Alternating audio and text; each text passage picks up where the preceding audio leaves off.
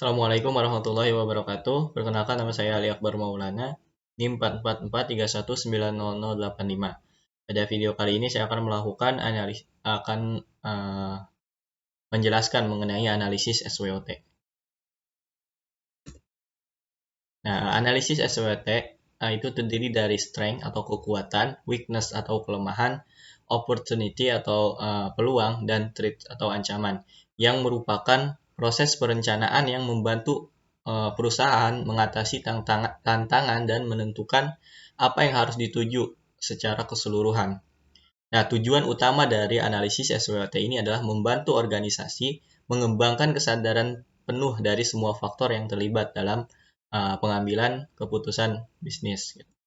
Nah, di sini saya mengambil jurnal yang ditulis oleh Abdurrahman dan Rival tahun 2017 dengan judul Analisis Strategi Pengembangan Industri Kecil Pembuatan Terasi di Kecamatan Langsa Barat, Kota Langsa. Nah, tujuan dari penelitian ini untuk mengetahui faktor strategis internal dan eksternal pengembangan industri kecil pengolahan terasi berkualitas di Kecamatan Langsa Barat, Kota Langsa dengan subjek penelitian yaitu populasi petani nelayan sebanyak 22 orang, dijadikan sampel penelitian dengan rincian 15 orang dari Desa Simpangli dan 7 orang dari Desa Lokbani. Nah, sampel dari tokoh kunci yaitu ada 5 orang, terdiri dari 1 orang dari Dinas Perindustrian dan Perdagangan Kota Langsa, 1 orang dari Dinas Perikanan Kota Langsa, 1 orang ketua pengusaha terasi Kota Langsa, dan 2 orang dari akademisi. Nah, metode penelitian ini menggunakan metode survei. Nah, kemudian analisis SWOT-nya. Nah, ini adalah jumlah populasi dan sampel pengusaha terasi di Kecamatan Langsa Barat, yaitu 15 orang dari Desa Simpangli dan 7 orang dari Lokbani, dengan jumlah keseluruhan ada 22 orang.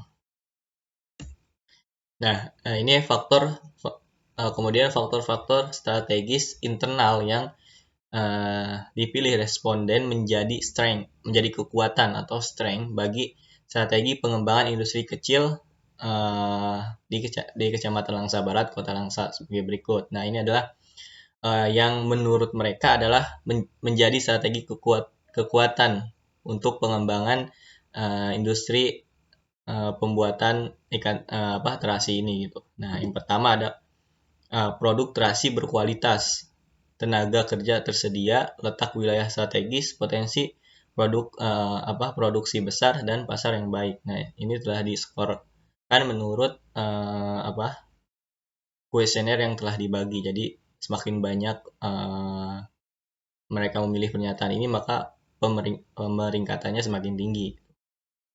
Nah, kemudian adapun faktor-faktor strategi internal yang menjadi kelemahan atau weakness bagi strategi pengembangan industri kecil pengolahan terasi di Kecamatan Langsa Barat, Kota Langsa adalah sebagai berikut. Nah, jadi menurut mereka ini adalah yang menjadi kelemahan untuk pengembangan pengolahan terasi, yaitu produksi belum maksimal, kurangnya promosi, pendidikan SDM rendah, biaya produksi tinggi, dan pemasaran belum optimal. Nah, kemudian strategi eksternal yang dipilih responden menjadi peluang atau oportunis bagi strategi pengembangan industri kecil pembuatan terasi ini, yaitu yang pertama permintaan tinggi, potensi pasar yang luas, dukungan pemerintah, potensi pengembangan usaha, dan teknologi sederhana. Ini pernyataan mereka gitu, yang menurut mereka dapat menjadi peluang strategi pengembangan industri pengolahan terasi. Nah, selanjutnya ada faktor strategi eksternal yang menjadi ancaman atau threat. Ya, strategi pengembangan industri kecil pengolahan terasi di Langsa Barat. Nah, menurut mereka sebagai berikut. Nah, yang pertama ada ketersediaan bahan baku tidak stabil. Ini skornya paling tinggi karena banyak dari responden memilih ini gitu. Nah, kemudian kenaikan harga barang modal, kenaikan harga BBM, adanya terasi produk daerah lain, dan adanya produk terasi dengan pewarna. Nah, kemudian dilakukan analisis matrik EFI atau evaluasi faktor internal dan EFE atau evaluasi faktor eksternal. Nah, hasil ini telah diperoleh. Jadi nilai skor akhir ini diperoleh dari perkalian antara bobot rata-rata dengan pemeringkatan rata-rata yang telah diperoleh pada tabel-tabel sebelumnya. Gitu. Nah, ini adalah EFI atau evaluasi faktor internalnya yang terdiri dari strength atau kekuatan dan weakness atau kelemahan. Gitu.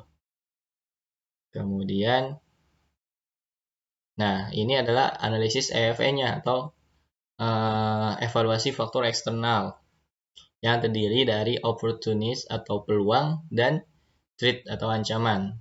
Nah, diperoleh nilai skor sebagai berikut.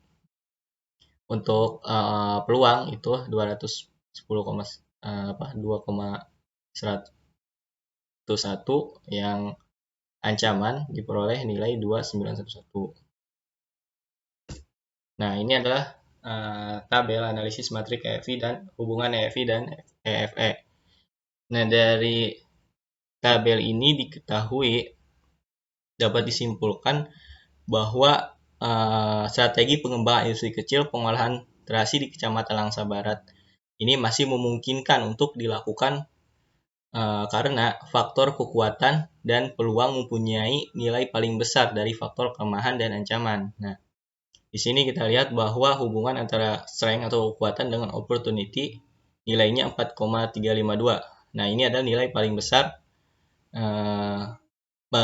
melebihi nilai ancaman, weakness dan threat. Ancaman, threat dan kelemahan atau weakness dengan nilai 1,940. Nah, dari sini kita bersimpulkan bahwa pengolahan industri terasi ini bisa dikembangkan seperti itu. Nah, adapun strategi dari berdasarkan analisis matrik tadi, maka alternatif atau pilihan strategi yang dapat diberikan untuk mengembangkan industri kecil pengolahan terasi di Kecamatan Langsa Barat, Kota Langsa itu sebagai berikut. Nah, yang pertama ini hubungan SOS strength dan opportunity atau kekuatan dengan peluang. Nah, dapat diketahui bahwa strateginya yaitu meningkatkan permintaan terasi dengan memperluas pasar.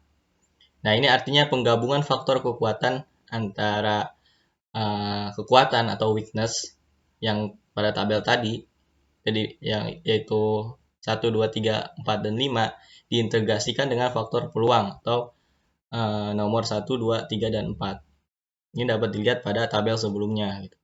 Nah, yang kedua, pengembangan sistem pemasaran yang efisiensi.